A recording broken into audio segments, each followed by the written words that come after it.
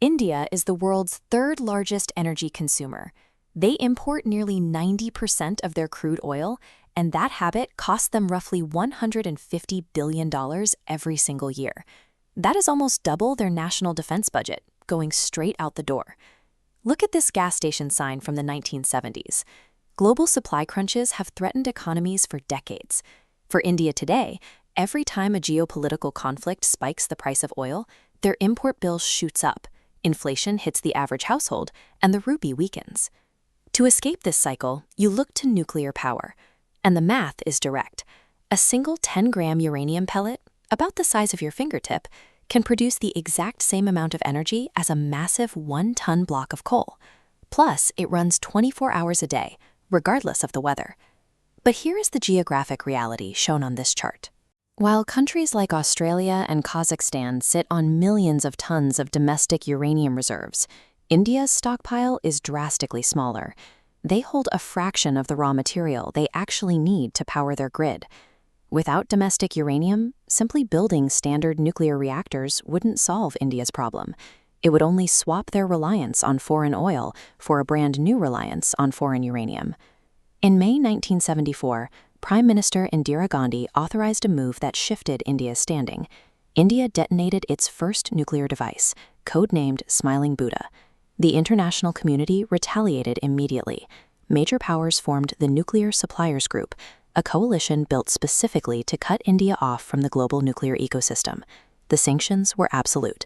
For over 30 years, India was completely banned from the market. They couldn't import uranium, they couldn't acquire reactor technology, and they were denied the crucial tools needed to process and enrich fuel.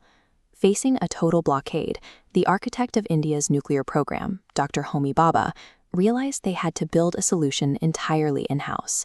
He needed a way to generate vast amounts of nuclear power without relying on foreign uranium at all. He pointed directly at the beaches of Kerala and Tamil Nadu. The dark sand along these coasts is rich in a mineral called monazite. Inside that monazite is thorium, and India happens to possess roughly 25% of the entire world's thorium reserves. But thorium is like crude oil. It is useless until you process it. You cannot just put it into a reactor and ignite it. To harness that beach sand, Bhabha had to invent a 3-stage nuclear process from scratch, in total isolation. Stage 1 had to work around the immediate crisis. India had no way to enrich the tiny amount of domestic uranium they actually possessed. They needed a reactor that could run on raw, natural uranium straight from the ground. To do that, they altered the moderator, the material used to slow down fast-moving neutrons so they can split atoms. Ordinary water absorbs too many of these stray neutrons, but if you use heavy water, which has an extra neutron in its hydrogen atoms, it successfully slows the reaction without stealing the parts you need. Inside that heavy water environment, the tiny fraction of combustible uranium-235 found in natural ore is enough to sustain a steady, power-generating fission chain reaction, no foreign enrichment required. The mechanical shift in Stage 1 happens quietly in the background. Natural uranium is mostly made up of a stable isotope called U-238. When a stray neutron from the reaction hits a U-238 atom, it doesn't split. It absorbs the neutron. Over a few days, that unstable, newly formed atom decays. It physically transforms into plutonium-239. While these Stage 1 reactors supply electricity to the grid, they also function as a hidden manufacturing plant, actively brewing the exact plutonium needed to trigger the second phase of Bhabha's plan. That brings us to Stage 2, the fast breeder reactor. This machine discards raw uranium and runs on the potent plutonium scavenged from Stage 1. This reactor completely removes the heavy water moderator. The neutrons inside the core fly at 20,000 kilometers per second, aggressively splitting the plutonium, generating intense heat, and throwing off a surplus of new fast neutrons. Those extra fast neutrons shoot outward from the core and slam into a protective blanket of leftover U-238 that surrounds the reaction. When the blanket absorbs those impacts, it transmutes. The core burns fuel to make electricity, and the surrounding blanket bleeds brand new plutonium.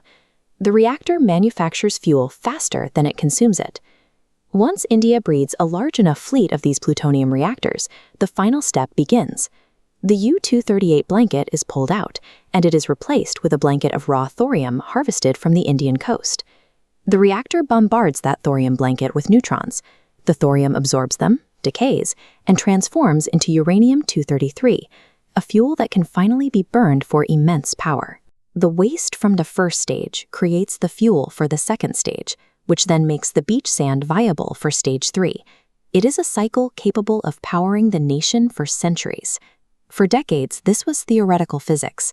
Then, in April 2026, Indian scientists achieved criticality inside their prototype fast breeder reactor in Kalpakkam. Stage 2 officially went live. Look at this split-screen data comparison. Superpowers like the United States and Russia poured an estimated $50 billion into developing their own fast breeder technology before eventually failing and abandoning the concept. India made theirs work for just $1 billion. When India fully scales this technology and enters stage 3, transmuting their domestic thorium reserves into usable fuel, India secures an estimated 400 years of total energy independence. This entire 3-stage program was born directly from isolation. When Prime Minister Indira Gandhi authorized the 1974 tests, the global community thought a total embargo would starve India's energy ambitions. By being permanently denied the easy, standard path to nuclear power, Indian scientists were forced into a corner. Their only option was to build a vastly superior closed-loop system, turning a global punishment into their greatest geopolitical advantage.